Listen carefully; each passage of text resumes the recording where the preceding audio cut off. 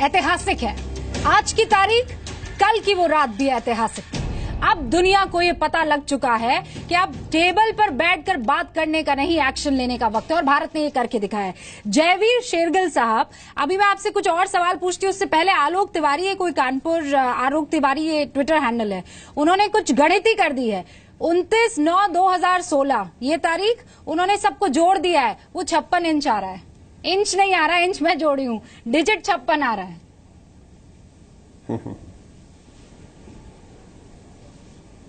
देखिए रूबिका जी, दो बातें हैं। आज इसमें कोई शक नहीं, एक खुशी का दिन है और हमारी सेना ने बहुत अच्छा काम किया है। जनरल जीडी बख्शी साहब और कई सेना के लोग आपके शो पे बैठे हैं, वो बताएंगे।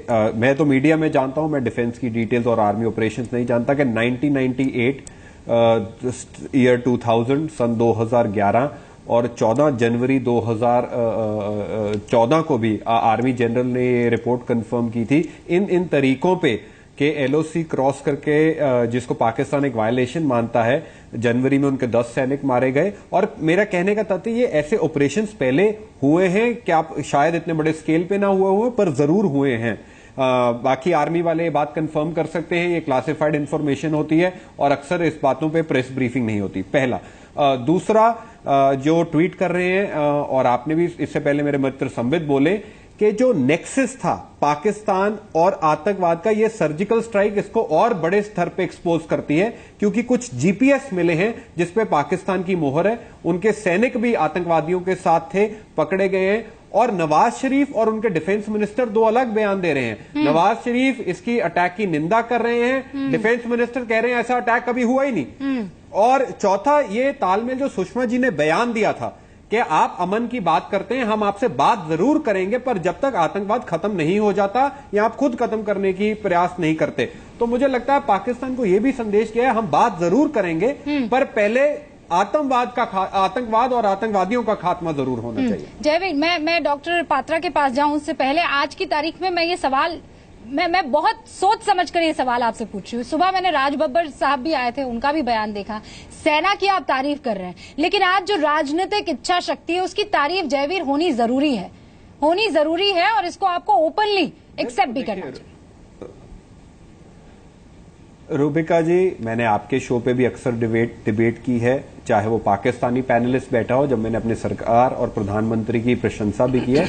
आज भी कहता हूं कि हमारी सेना ने भी जोर दिखाया है। ये पूरी एस्टैब्लिशमेंट, सरकार और सेना का अगर ये कंबाइंड ऑपरेशन हुआ है तो इसके लिए हर एक को श्रेय और क्रेडिट देना चाहिए। Credit should be given wherever it lies, उसमें कोई शक ही नहीं है कि सरकार भी है, उन्होंने भी अपनी जो कहते हैं रोल निभाया है। सबको कॉन्फिडेंस मिली है, ऑल पार्टी मीटिंग बुलाई है, उसके पहले डॉक्टर मनमोहन सिंह से भी बात की है, हर राजनीतिक दल से बात चल रही है, आर्मी ब्रीफिंग कर रही है, तो उसमें कोई राजनीति वाली बात ही नहीं है। You should give the credit when ever its due.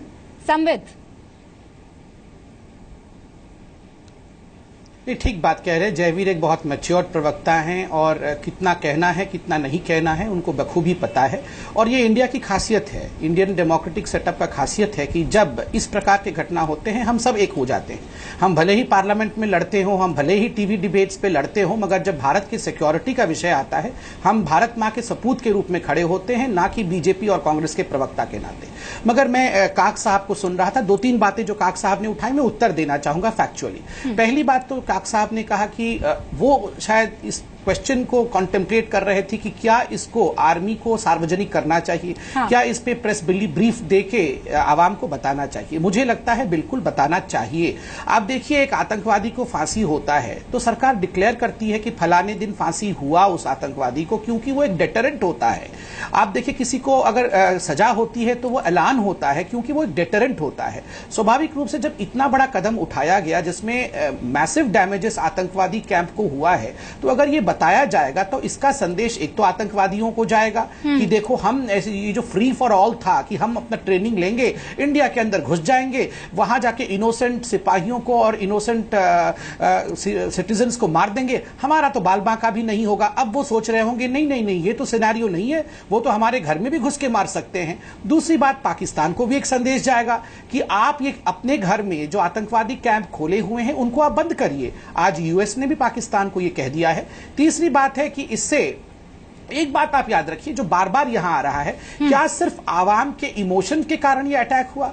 आप देखिए, आवाम से बड़ा कुछ नहीं होता है। आवाम के कारण हम लोग यहां सत्ता में बैठे हैं, मगर युद्ध इमोशन से नहीं होता है, युद्ध प्रिपेयर्डनेस से होता है। और यह प्रिपेयर्डनेस कोई एक दिन में नहीं हो जाती है। देखिए, अभी काक साहब कह रहे थे तो क्या होगा अगर वो रिटेलिएट कर देंगे? ऐसा नहीं है कि इंडिया रिटेलिएशन के लिए तैयार नहीं है। हम लोग को बहुत मैच्योरिटी के साथ एक एक शब्द को रखना है। मैं यहाँ 56 इंच का सीना, बदला ले लिया हमने, ऐसे भारी भरकम शब्दों का प्रयोग नहीं करूंगा। बड़े मैच्योरिटी से मैं कहूंगा कि इंडिया ये सारी प्रिपेयर्डनेस के बाद ही उन्होंने ये सर्जिकल स्ट्राइक किया होगा। जो हम टीवी चैनल में बैठ के सोच सकते हैं, क्या इतने बड़े बड़े जनरल जो आर्मी को चला रहे हैं, हिंदुस्तान के प्रधानमंत्री और सीसीएस, क्या ये विषय वो नहीं सोचते हैं? तो उन्होंने पूरी प्रिपेयर्डनेस के बाद ही ये जो सर्जिकल स्ट्राइक है किया है। और ये प्रिपेयर्डनेस कभी 10 दिन में नहीं होता है, 2 साल 4 साल से ही प्रिपरेशन होता है। तो 2 साल से जब से सरकार आई होगी, प्रिपेयर्डनेस चल रही होगी। एक बात याद रखिए, मोदी जी ने इससे पहले भरसर प्रयास किया कि पाकिस्तान के साथ शांति हो जाए,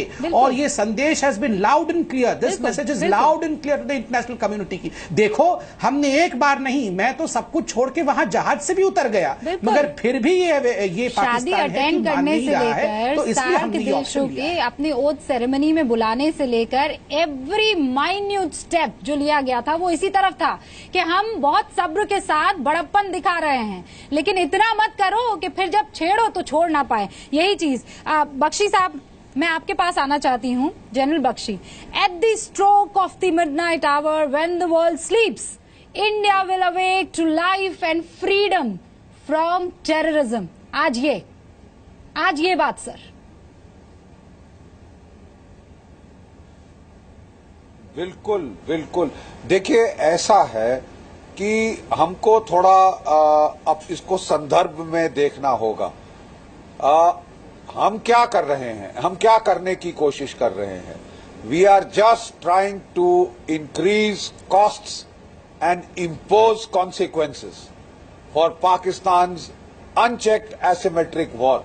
पाकिस्तान की बेरोक जो अप्रत्यक्ष युद्ध उसने भारतवर्ष के खिलाफ छेड़ रखा है 30 साल से, आज समय आ गया है कि उसको एक क्लियर संकेत दिया गया है। इसको सैनिक भाषा में बोलते हैं fire a shot across the बो, यानी जब दुश्मन का जहाज सामने आपके क्षेत्र में आ रहा है, उसको रोकने के लिए पहले तो कहा जाता है, जबानी तौर पे कहा जाता है, लाउड हेलर पे कहा जाता है, रेडियो पे कहा जाता है। जब नहीं रुकता तो इसके पहले कि घातक वार किया जाए, उसकी बो के क्रॉस एक गोला फायर किया जाता है कि इसके आगे बढ़ोगे तो खतरा मोल ले रहे हो बड़ा भारी। ठीक है, ये सावधान करना जरूरी है, ये संकेत देना, ये हॉर्न बजाना लड़ाई के मैदान में जरूरी है। जनरल बख्शी, आज की तारीख में बचता। अब ये वाली रात हॉर्न होते और आने वाली कुछ रात कितनी इंपॉर्टेंट है, मुझे ये आपसे समझना बहुत जरूरी है सर। आपने वो वॉर देखे हैं,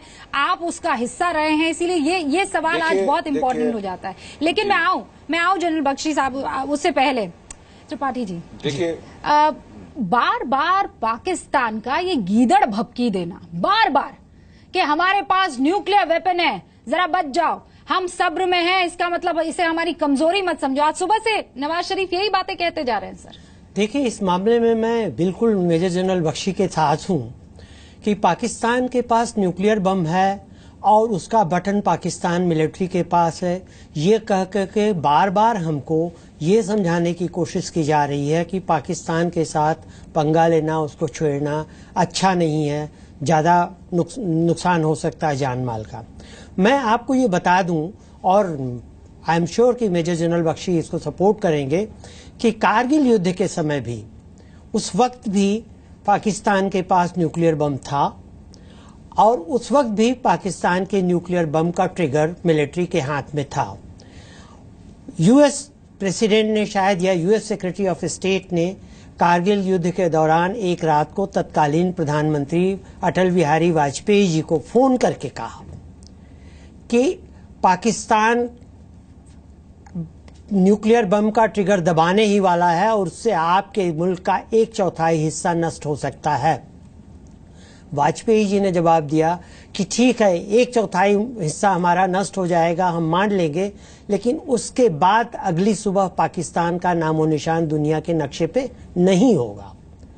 और that message was also loud and clear. और इतना बड़ा युद्ध होने के बावजूद पाकिस्तान ने न्यूक्लियर पावर का इस्तेमाल नहीं किया।